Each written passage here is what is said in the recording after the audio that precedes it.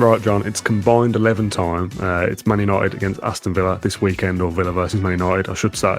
We've done this a few times this season as a video where we look at a combined 11 based off the who scored statistics and then a side that you've built in your opinion as well. Goalkeeper then, pretty obvious, I feel, that Martinez is the choice in goal for pretty much any of these combined 11s that we do. I don't think there's much debate, to be honest. Well, especially not with this one. I don't want to talk too much about it because we know what will happen on Sunday. Emery's done a good job already, to be fair. He said that they've got a fantastic goalkeeper and he's very good with build-up. So I think if we leave it there and just say Martinez, we feel, is a better goalkeeper than Onana, then we can swiftly move on to the defence. The who scored side have Martinez in as well, by the way, 6.82 rating. They've got a back four. Have you got a back four as well? Just keep it simple. Yeah, back four. I usually went with back threes, but back four today. Okay, so a little caveat, let's say, for the Who Scored team is that when they pick their 11s, they don't include unavailable players. So Ezri Konsa, for example, is unavailable this weekend, so he's not in the Who Scored 11, despite he would have a better rating than the players I'm about to name. But because they go off who's available, he's not in it. They're also based on the fact that Pau Torres is unavailable because he's not in it. Spoiler alert. They've got, as a back four, Dallo at right back, Harry Maguire at centre half, alongside Clement Longley and Luke Shaw left back. Don't laugh. Yeah, no, to be fair, it's not that bad. I actually half rate Dallo, to be fair. Whenever Dallo over Cass, if you're picking an out-and-out right back? Possibly. I think they're quite similar. Yeah, Dallo's a very good player. I think he is. I think he's very powerful. And athletic.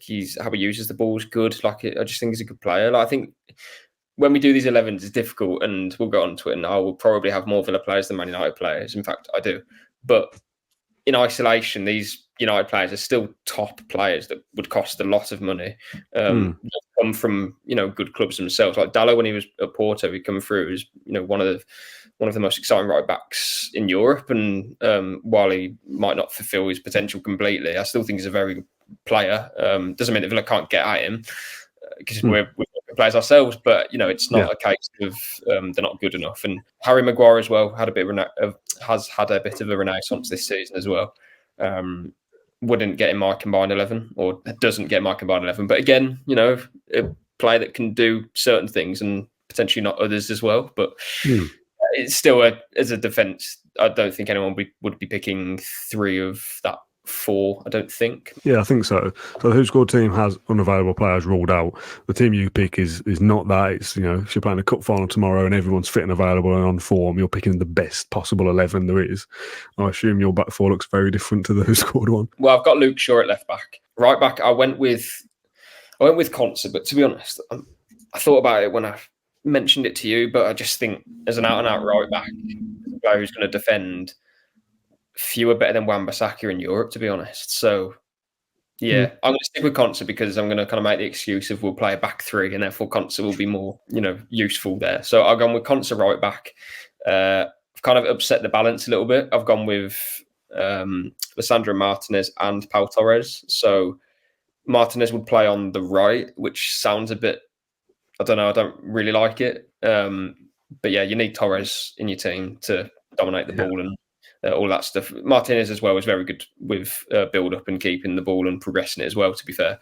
So I've got both of them. And again, we'll move into a back three. So that kind of balance and that left side bias isn't so bad when they're, they can both kind of play there. I'm kind of making this up as I go along. But yeah, Konsa, Martinez, Torres and Luke Shaw. Yeah, Luke Shaw's in the Who Scored one. I just double-checked his rating against Luca Dean, because obviously he'd be the choice for Villa, wouldn't he, Dean? Dean's got a better rating. Luke Shaw's is 6.77.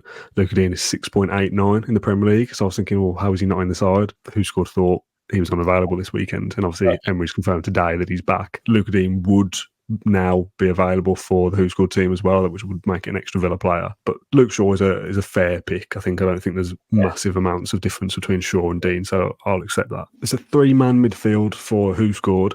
We've got John McGinn, Douglas Luiz and Bruno Fernandes.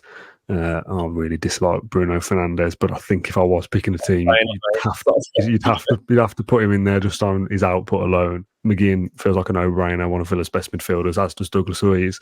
But no room for Kamara in the Who Scored team.